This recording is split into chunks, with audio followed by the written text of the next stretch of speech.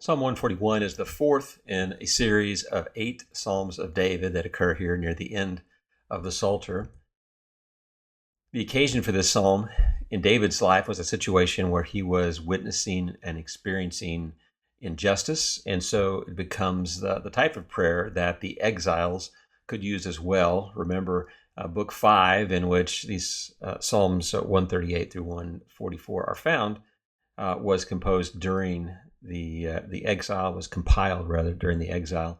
And so this psalm could have been used certainly at that time as the Jewish people felt they had experienced injustice at the hands of the Babylonians.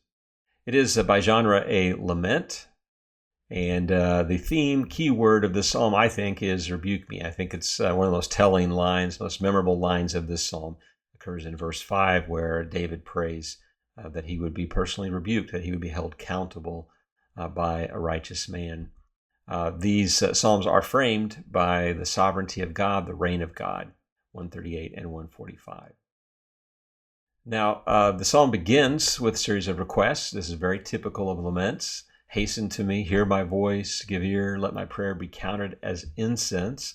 That's a metaphor that makes a lot of sense. Incense was used quite literally to express prayer. Incense was burning in the tabernacle, later the temple, constantly, representing the prayers of the people going up before God constantly in a fragrant offering and sacrifice. So incense and its relation to prayer is a very natural connection. So David says, may incense rise just as my hands are lifted up as at the evening sacrifice. I lift up my hands. So another very common posture for prayer was the upraising of hands, which very, very literally demonstrates the lifting up of a prayer to Yahweh.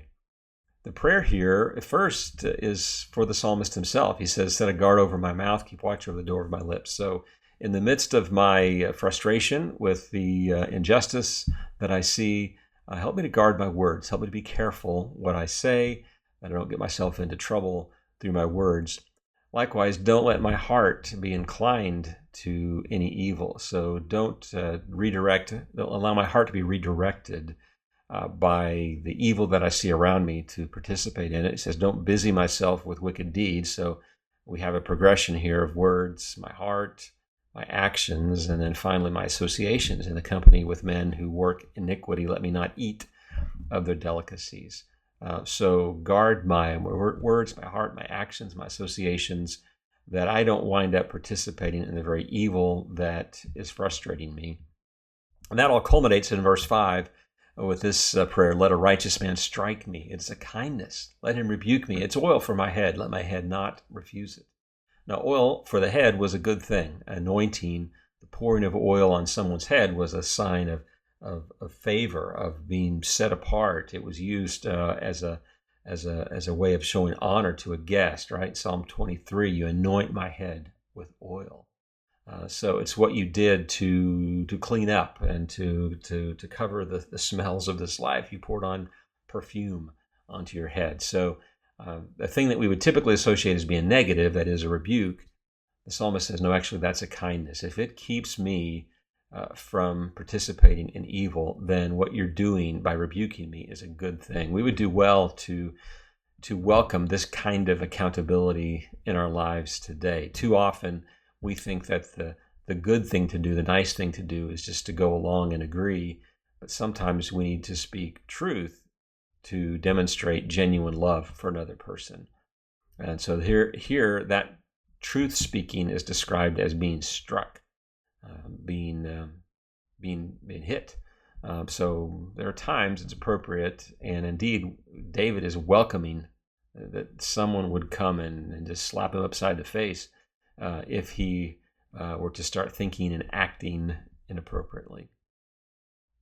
Then the psalm turns to the wicked, and it is in the form of a curse. And verses 6 and 7 are very difficult to translate. I'm not going to get into the details of it, but it is just another one of those prayers. In this case, it seems to be against judges, against the leaders. So this is kind of institutional evil, that they would be either thrown over a cliff or thrown into the hands of Yahweh, the rock, that they would be judged. That their bones would be scattered at the mouth of Sheol. So the scattering of bones was considered a curse. And so that's what those verses are about. So David prays that a righteous man would rebuke him, that would keep him on the right path, and that those that are doing evil would receive the consequences for that evil. In verse 8, David returns to his own statement of confidence and trust. He says, "My eyes are toward you, and you I seek refuge. Leave me not defenseless. Keep me from the trap they have laid for me, from the snares of evildoers." This echoes the words of Psalm 140, which spoke of the trap, the snare, the net. And then verse 10 reminds us of the justice that awaits the wicked. They will fall into their own nets while the psalmist passes by safely. It is a prayer that there would be consequences for evil. So the psalm contains this very classic elements of a lament, David asking for relief, but also acknowledging his own responsibility, his own need to keep himself pure and to be a man of integrity, even in the face of injustice. May he not be tempted to become like those that are not being fair with him and are trying to destroy him. So a wonderful prayer if you're ever in a situation where you are unjustly accused. It is a prayer for integrity, a prayer for relief, and a prayer ultimately for justice.